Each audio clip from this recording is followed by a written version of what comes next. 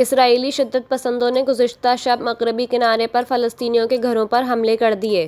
اسرائیلی media کے مطابق اسرائیلی شدت پسندوں نے کئی فلسطینیوں کے گھروں کو آگ لگا دی، جس کے نتیجے میں ایک فلسطینی شہید اور ایک زخمی ہو گیا۔ غیر ملکی میڈیا رپورٹس کے مطابق اسرائیلی حکام واقعے کی تحقیقات کر رہے ہیں، جبکہ عرب میڈیا کا کہنا ہے کہ اسرائیلی حکام نے انتہا پسند یہودیوں کے حملے روکنے کی کوشش نہیں کی۔ واضح رہے کہ غزہ میں 7 اکتوبر 2023 سے جاری اسرائیلی جارحیت کے نتیجے میں شہید ہونے والے فلسطینیوں کی تعداد 40,000 سے تجاوز کر گئی ہے، جبکہ 92,000 سے زائد زخمی ہیں۔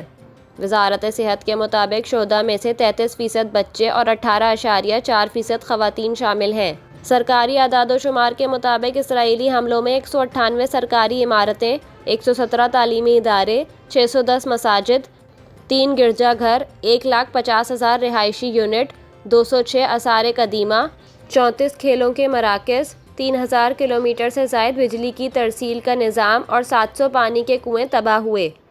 اس کے علاوہ اسرائیلی حملوں میں غزہ کے 34 اسپتالوں اور 68 مراکز صحت کو بھی نشانہ بنایا گیا، جس کے نتیجے میں وہ غیر فعال ہو گئے۔